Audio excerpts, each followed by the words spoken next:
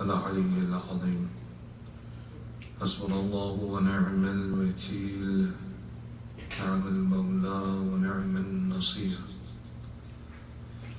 ربي اشرح لي صدري ويسر لي أمري واحلل عقدة من لساني يفقه قولي. أعوذ بالله من الشيطان اللعين الرجيم. بسم الله الرحمن الرحيم. الحمد لله قاسم الجبارين، مبير الظالمين، مدرك العارضين، والصلاة والسلام وتحية والإكرام على النبي الأمي المكي المدني الهاشمي الذي سمي في السماوات بأحمد وفي الأراضين بأبي القاسم محمد.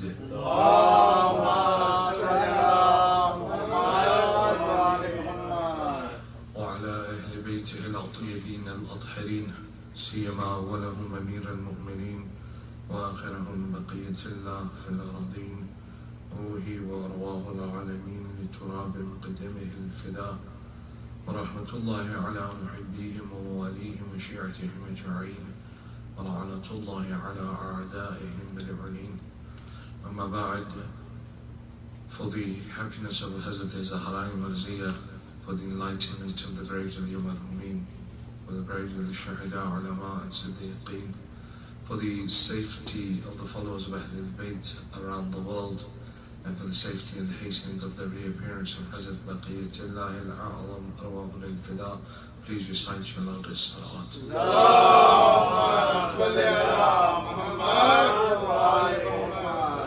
All praise due to Allah subhanahu wa ta'ala, one who is Rahman and one who is Rahim. Yesterday we started our discussion around Hikmah 126 of Nahjul Balagha, where Amir al-Mu'mineen says there are 6 things that shock him. And there's 6 lines that start with Ajibtu, Ajibtu, I wonder, I'm shocked at that individual who, we said as part of yesterday's one where we spoke about our connection with Allah subhanahu wa ta'ala, as well as this Ajibtu lil Bakhil, that I'm shocked at the one that is a miser, that he runs away, he's speeding towards destitution in the akhirah, and that very same destitution that he fears in this world, that he runs away from, he's running towards it in the akhirah as a result of his constant miserliness. In this world he lives like a destitute, he lives like a poor person, though he has the ability and the money to live a better life. But he's at, or in one way, I mean, I feel sorry for him, because in this world he's living like a destitute. He's trying not to spend money. But yet in the akhirah he will be questioned like a man that has money. He will be questioned like the rich man, because he had all that money, he didn't use it.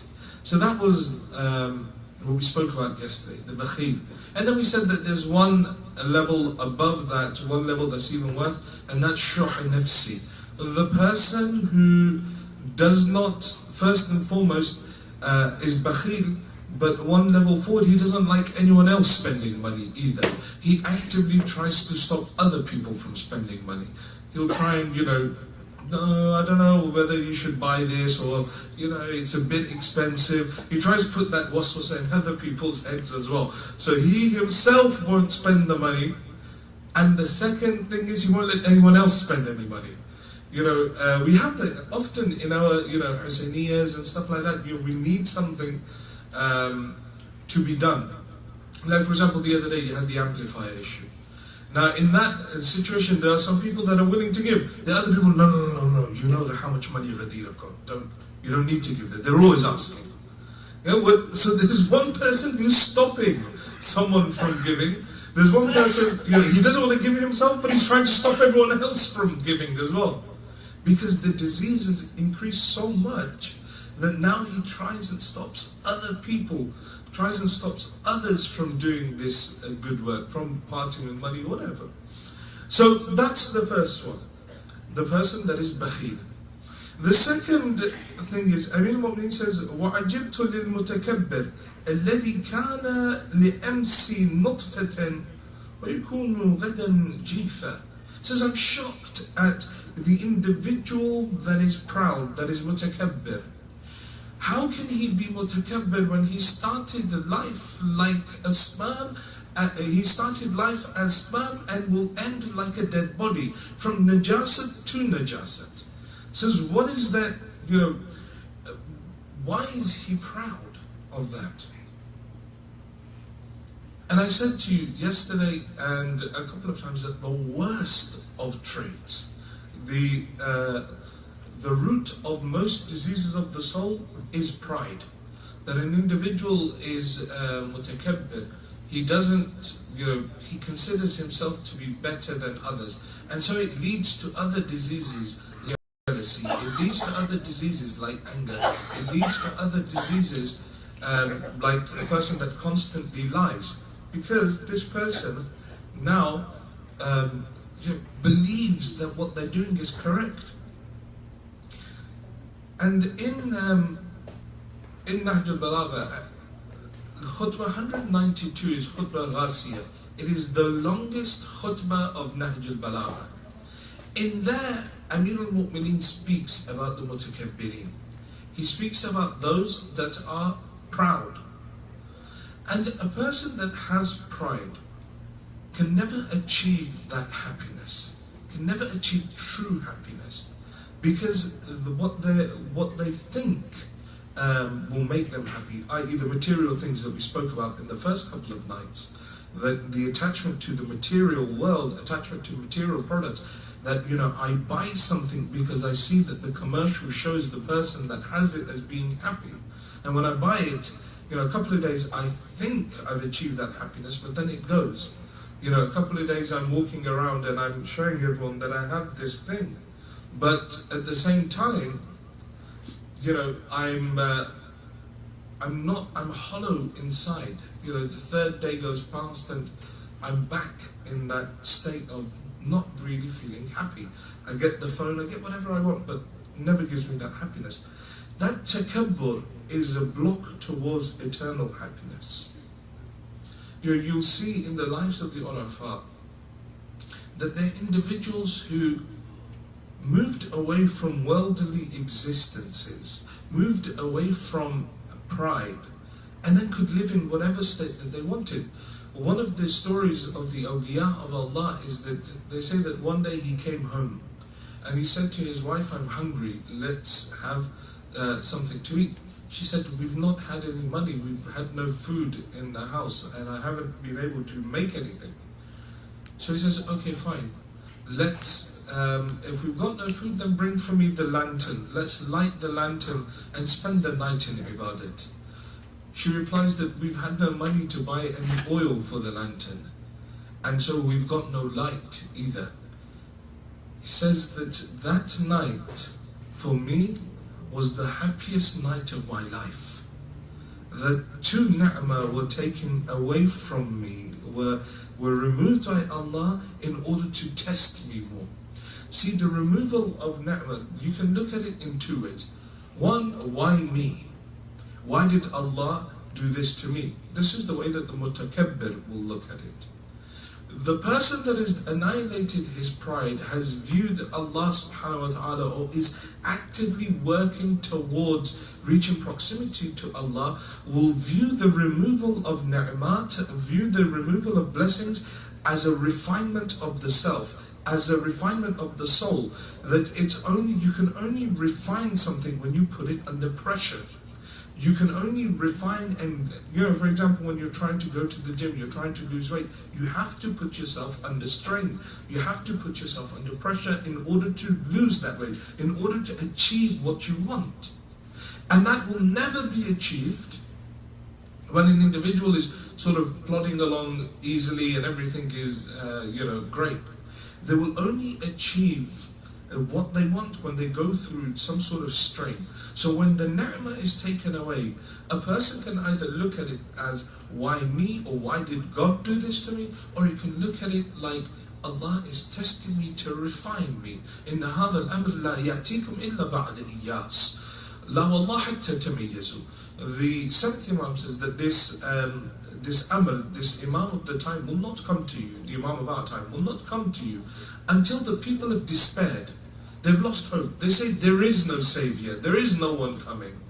La wallah hatta tamayyizu. No, by Allah, it is so that you may be refined, so that you may be sieved, so that you can be slowly but surely refined with tests and trials and difficulties, so that the perfect entity is left.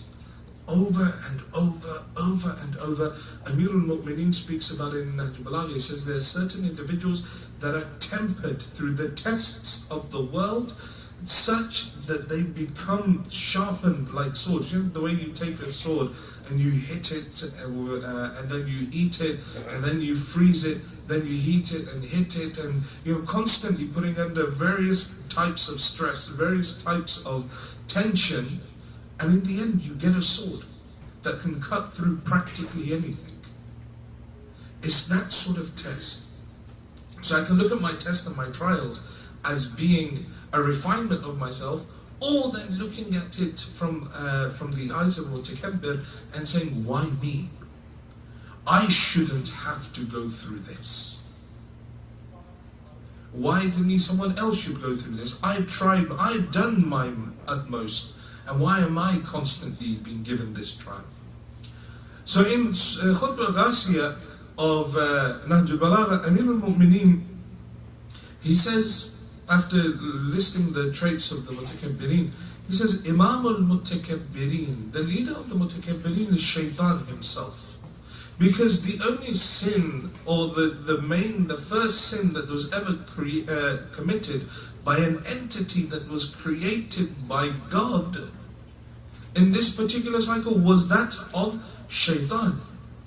His kibr, his pride, that you have created me from fire and he has been created from earth. Why should I do sajda to him?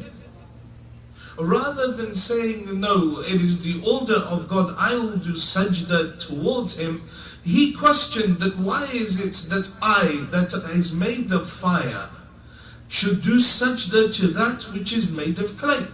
I am the one that has worshipped you for thousands of years, and this is no ordinary individual. You know, Shaitan, some of his sujood were thousands of years old. They were thousands of years long. You know, this is an individual who teaches the malaika in certain ways of ubudiyah. A jinn that dwelled amongst the angels.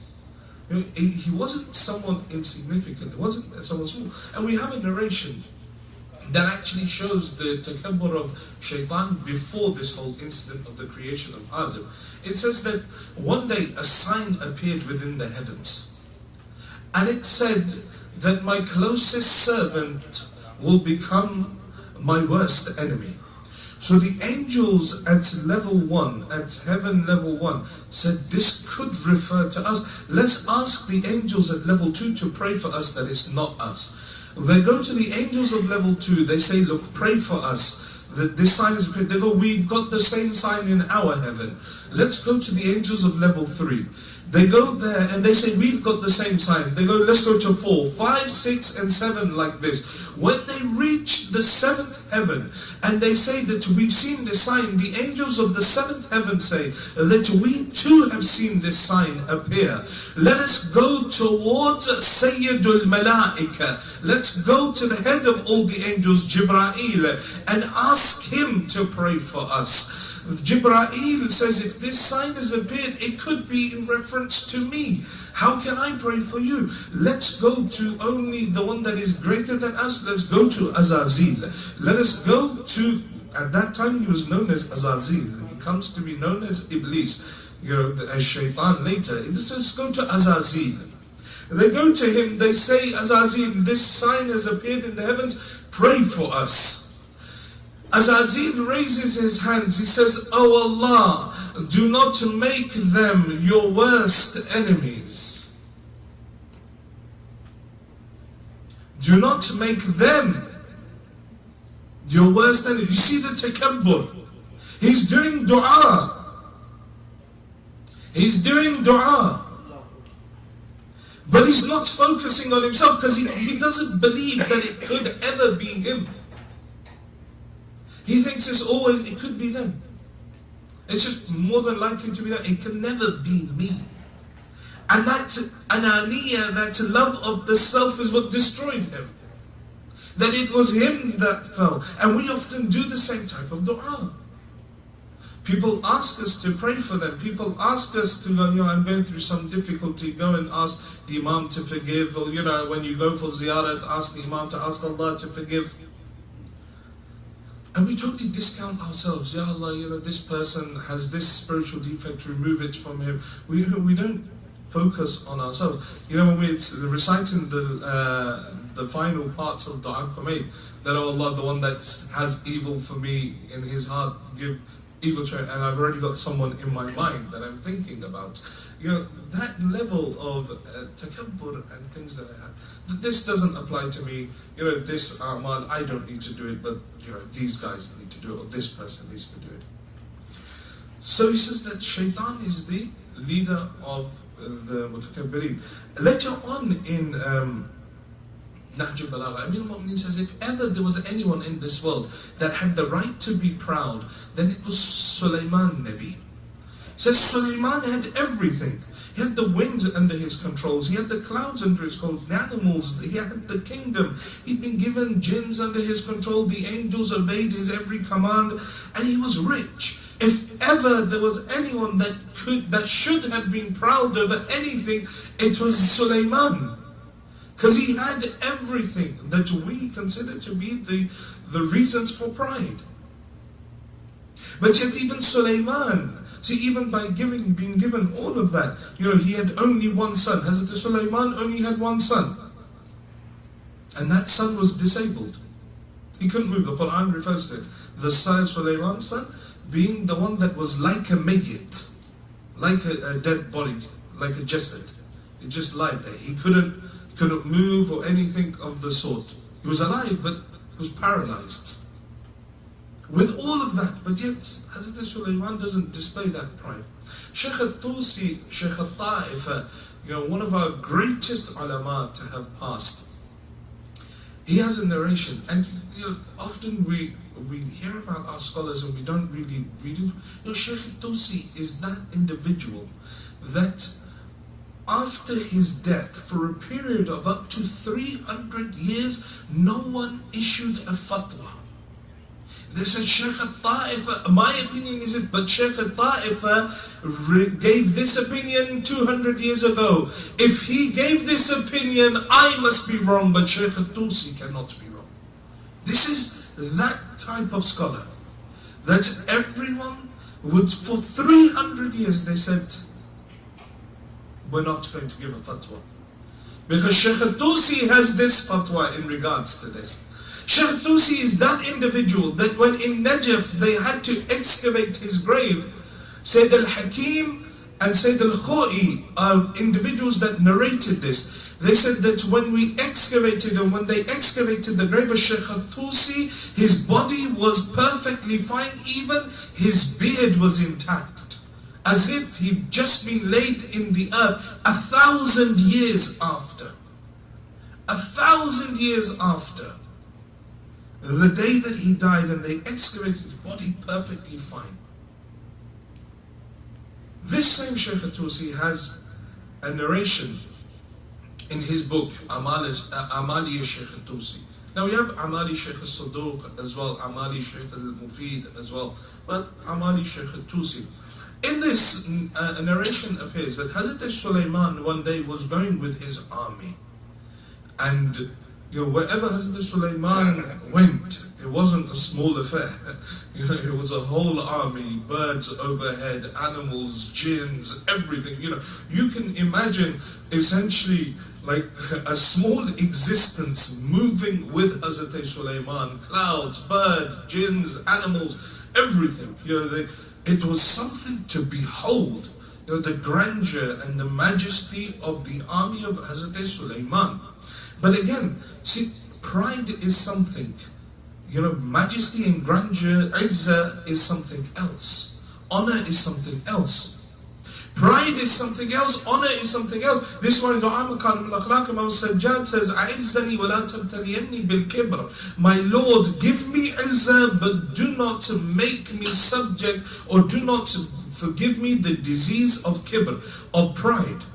Give me izzah, let the people respect me, give me the majesty, give me the grandeur, give me the honor, but don't make me proud.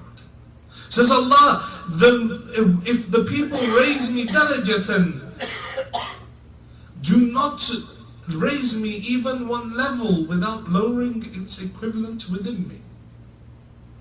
Hazrat Sulaiman is going with his army, and they say an Abid was coming back from his prayers, and he saw Hazrat Sulaiman, he saw the grandeur of his army, and he looked towards him and he said to him, MashaAllah, big army that you have, all this adama, all this army, all these possessions. And he said it in a taunting way, as if he was looking down to Hazrat Sulaiman and saying, what you have this is nothing.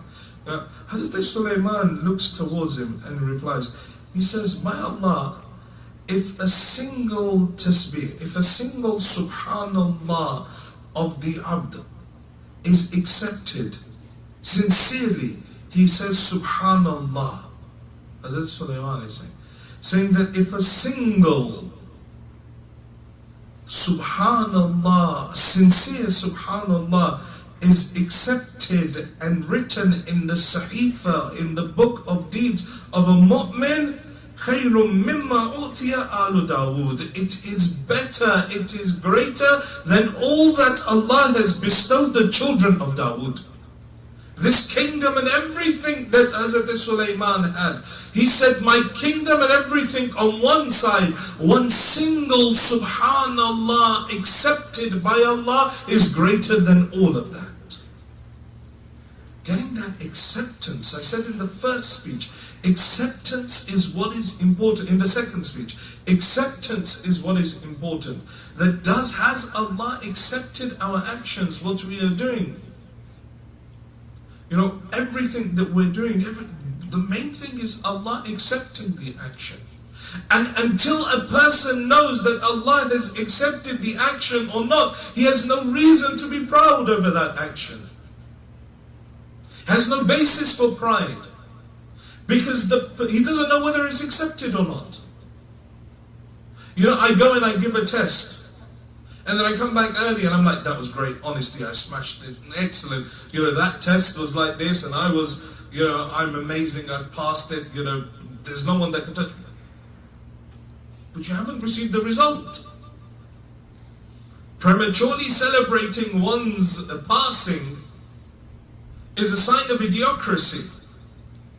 That this individual is someone that doesn't understand that test needs to be marked first, and then it's the time to celebrate if you passed it at that point. But what we do is we take the test in this world, just because I've managed to pray for five times a day for the past week, somehow I think now I'm going to levitate. Or I'm in some way better than someone else. There isn't. That requirement is that an individual,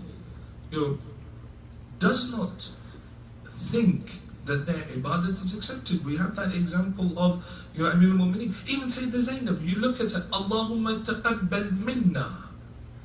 Oh Allah, you accept it. Not Allah, we know that this has been accepted. It says, Allahumma taqabbal minna. Accept this sacrifice from us. Because there's this constant hope, but there's the khawf and raja that we referred to in the fifth or sixth lecture, where we said the mu'min lives between this fear and hope. Hope that Allah will accept, but fear what happens if He does not. So he lives between that hope and fear.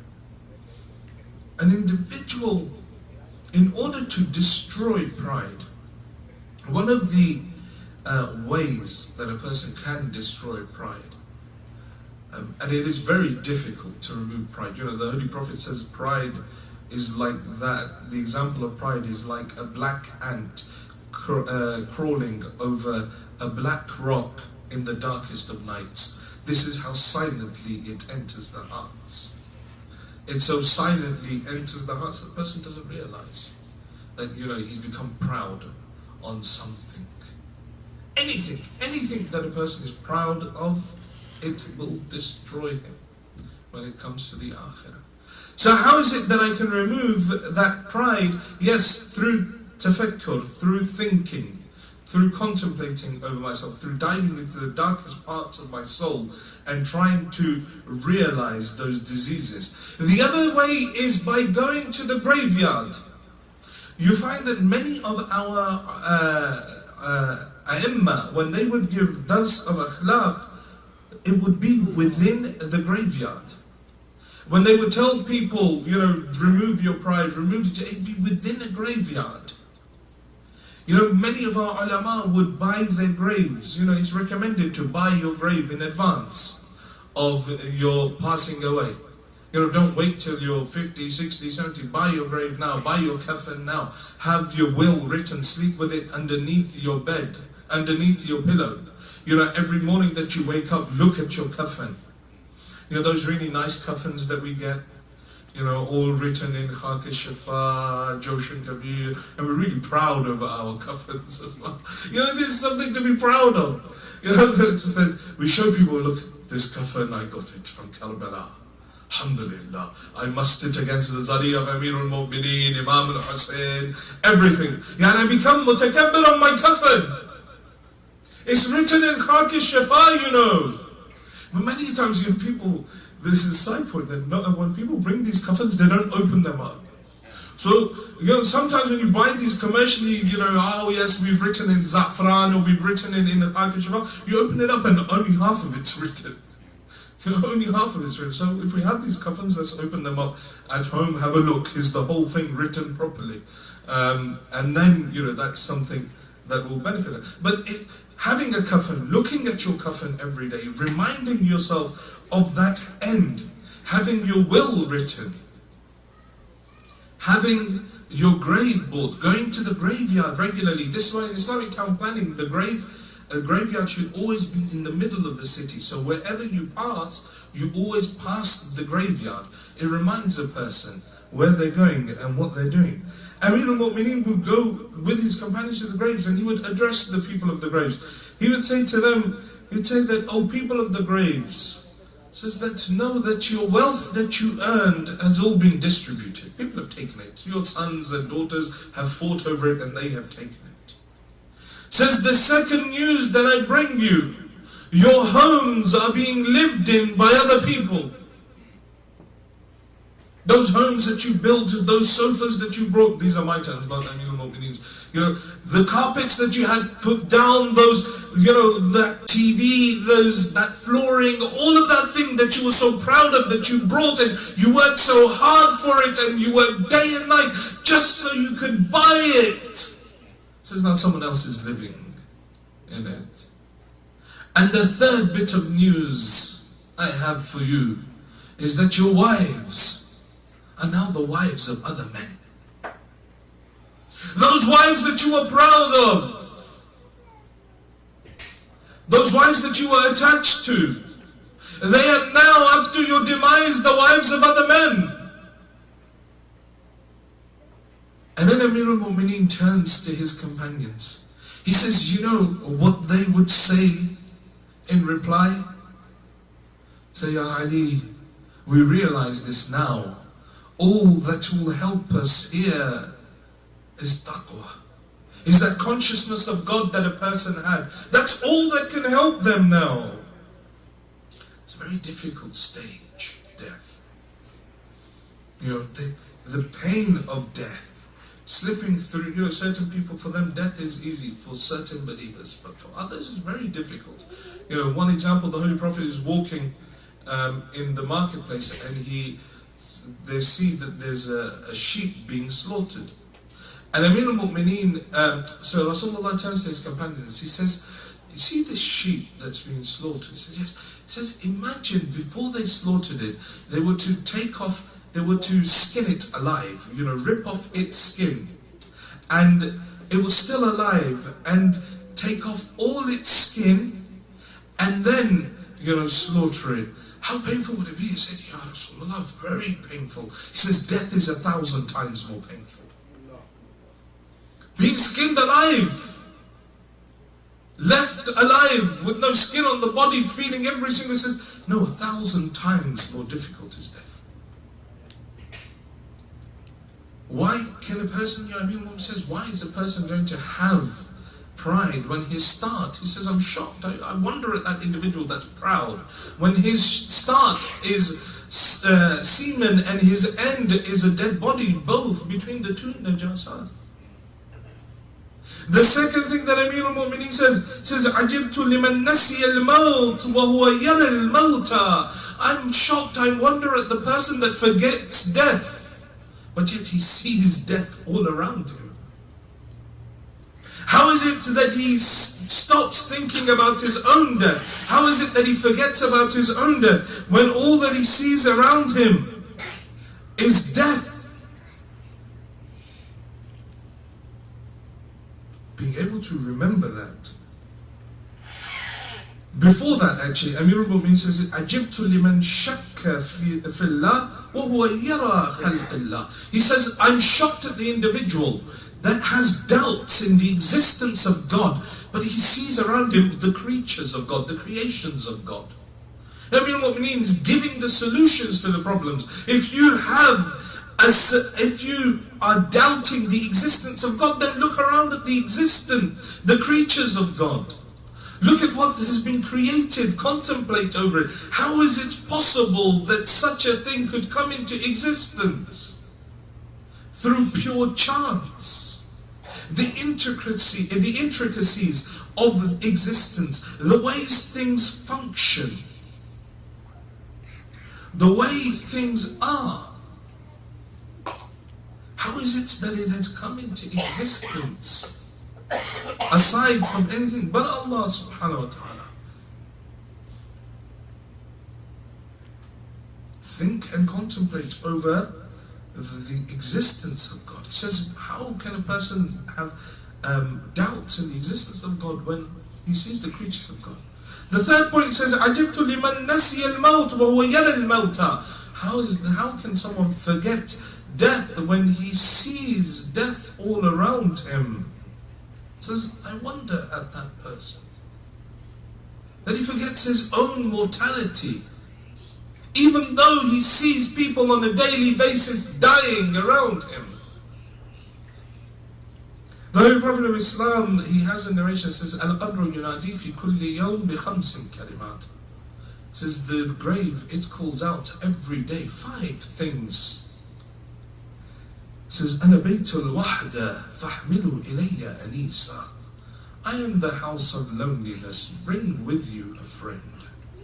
وَأَنَا بَيْتُ الظَّلْمَةِ فَاحْمِلُوا إِلَيَّ سِرَاجًا. And I am the house of darkness, bring with you a lantern. وَأَنَا بَيْتُ التُّرَابِ فَاحْمِلُوا إِلَيَّ فِرَاشًا. I am the house of earth, bring with you a carpet. وَأَنَا بَيْتُ الْحِيَّةِ وَالْأَقْرَبِ.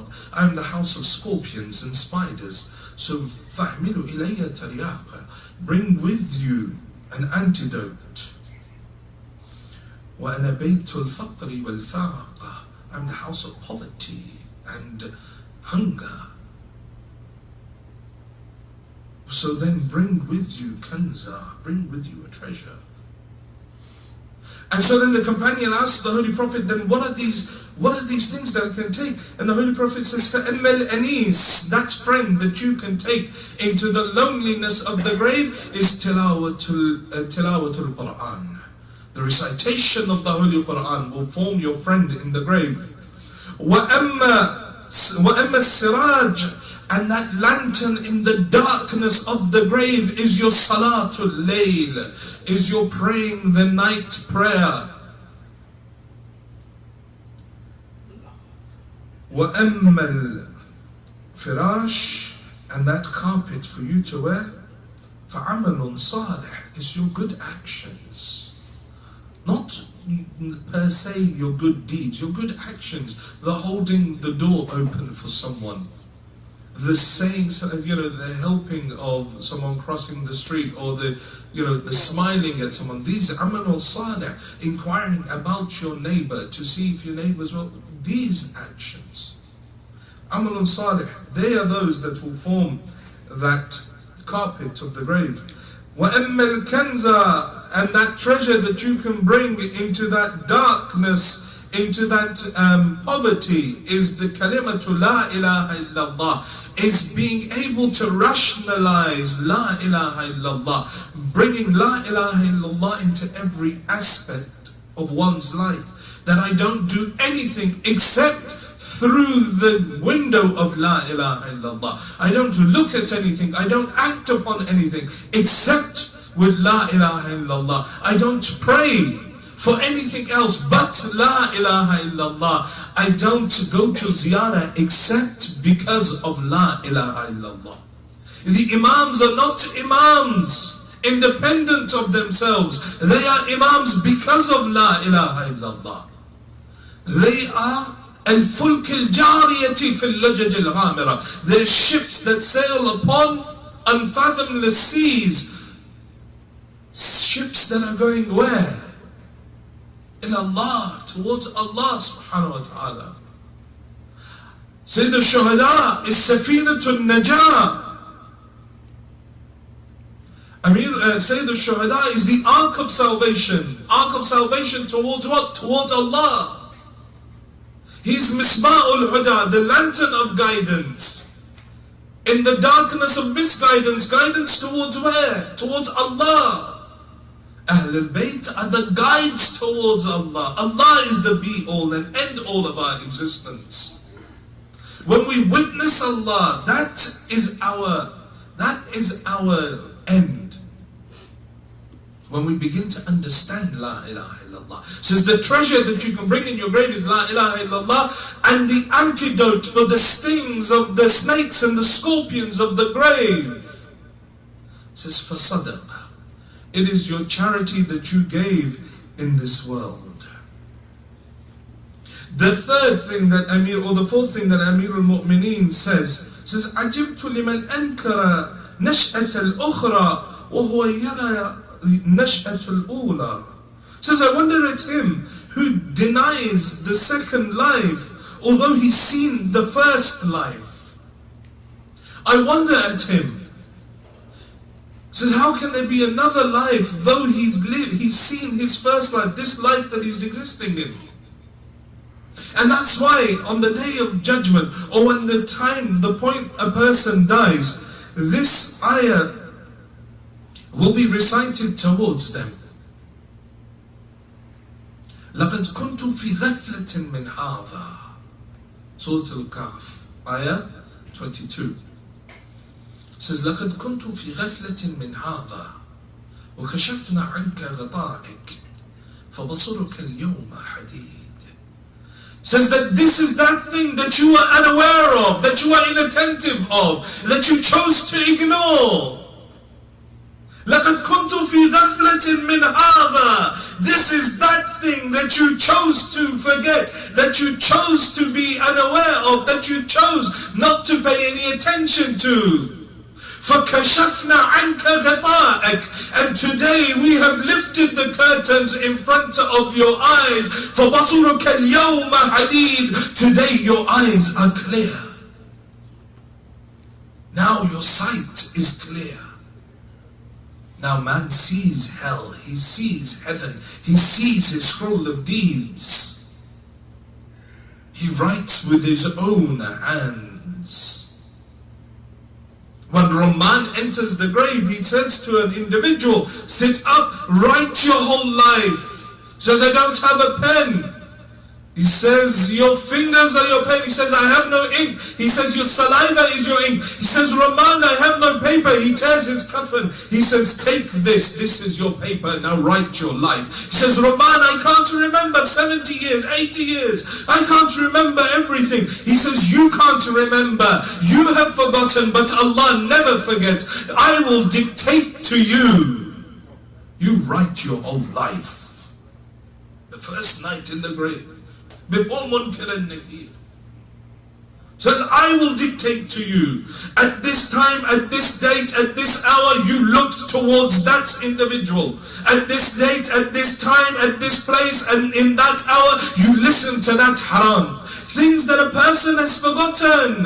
The person, after he's finished writing it and he's crying as he writes his ill deeds, he says, مَا لِهَذَا الْكِتَابِ لَا يُغَادِرُ صَغِيرَةً وَلَا كَبِيرًا. He says, what is this book? It does not hide the small or the large. Everything is written. Every single moment is written. Moments that I had forgotten. Then it's placed around his neck. And the weight of it is so much that he says, were it to be placed upon the heavy, largest of mountains of earth, they would have been destroyed. Because every man will be raised on the day of judgment with his scroll of deeds around his neck. This is that reality. He says, I'm shocked at that person. He's seen his death. He's seen this life, and still he worries about he still doesn't think about the second life. He still doubts the second life. وَعَجِبْتُ لِمَنْ أَنْكَرَ نَشْأَةَ الْأُخْرَى وَهُوَ يَرَى النَّشْأَةَ الْأُولَى. I'm shocked. He's seen this first life, he still denies the second life. And then the final thing that Amir al-Mu'mineen says, وَعَجِبْتُ لِعَامِرٍ دَارَ الْفَنَاءِ وَتَارِكٍ دَارَ الْبَقَاءِ. Says, I wonder at him who inhabits the transient abode, the annihilative place, this place that will be finished, but ignores the everlasting abode. He ignores that akhirah, that place that is eternal. He lives in this world and knows that it will end one day, knows that it will be destroyed one day. He sees around him people have come and gone. But he still worries, or he still does not worry about that eternal abode. Happiness, to achieve happiness, a person must go through these stages. The removal of kibr, not being attached to the dunya, working towards his akhirah. You know, in letter 22 to Ibn Abbas, Amir al-Mu'mineen, he says to him, your happiness should lie in those things that are beneficial for your akhirah, and your sadness should lie in losing out on something beneficial for your akhirah. If you give something or lose something from this dunya, don't be sad about it. Rather place that effort into something that will help you in the akhirah. What do I mean? You know, sometimes we have this idea that, you know, we've lost something. Oh, imagine, I often give this example that, you know, how do we know whether hubb ad-dunya has taken root in our heart?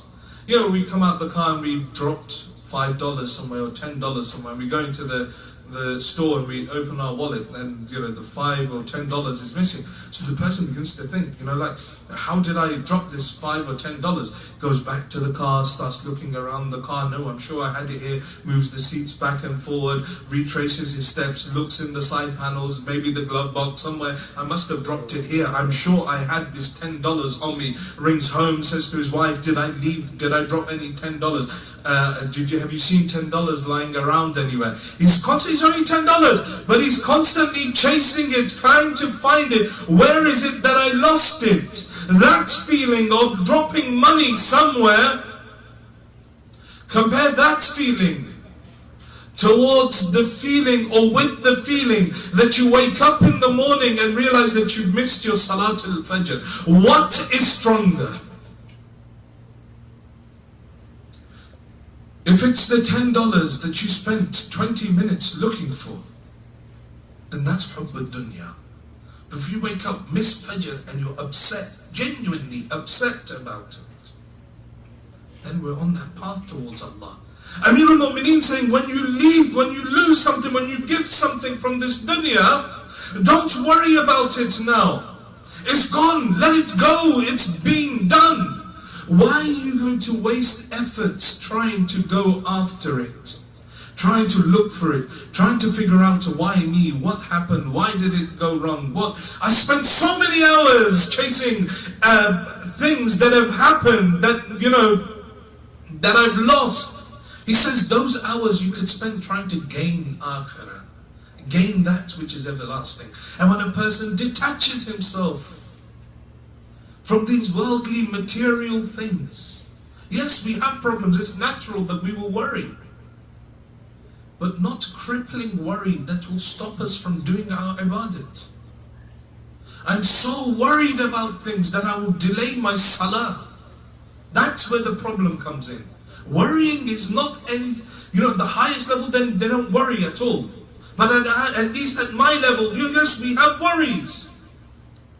Worrying isn't bad. It's when that worrying and that problem and that, you know, having the upset of losing something now gets in the way of my wajibat. That's when I'm damned to hell. In another letter to Hazrat Salman, letter 68 of Nahjul Balagha, Amir al-Mu'mineen, he says to him that I'll tell you how you can become happier in this world, how you can achieve happiness. He says, and remove the burden of the dunya from your mind, because you are well aware of the disloyal, annihilative nature of it. Realize that the dunya will be destroyed. Realize that the dunya is disloyal. You know, that people come, I mean, what he says on the day of judgment, the dunya will be brought forward. It will be a haggard, old, ugly woman with lots and lots of makeup, refinery and jewelry. And she will come forward and be brought into the plains of Mahshar. And the people of the dunya will be brought forward and say to her, they will be said, will you marry her? They will look towards her and say, this is so ugly. A'udhu billah, we seek refuge in Allah subhanahu wa ta'ala. Who would marry something this ugly? You know, an old woman with extra amounts of makeup, extra jewelry, this actually, this actually, we have narrations about it, about how to dress as we get older. You know, it says that don't dress like the youth of your time. And just embrace your old age, embrace your aging life. You know, someone starts walking in, you know, 70 years old, snapback cap on their head, and then, you know, it doesn't look good. It doesn't, you know, it doesn't give them that waqar, you know, مَشَايِخِنَا بِالْوَقَارِ وَالسَّكِينَ, that give our mashayikh, our elders, that waqar, that level of majesty, grandeur, or that level of izzah, that people respect them. وَمَشَايِخِنَا بِالْوَقَارِ وَالسَّكِينَ. It's not that they're grumpy or that they're the ones that guide in a nice way. That's waqar. They have that sakina, they have that patience. They say with love, they guide with love. Not, oh, what are you doing? We never used to do this when we were kids. What are you?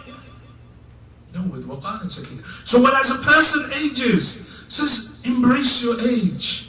Don't overdo it. Don't try and look super, you know, like young and all the makeup. I suppose for the guys it's not so much as a problem as it is sometimes for our sisters. I'm probably going to pay for that comment. As much as it's a problem over there.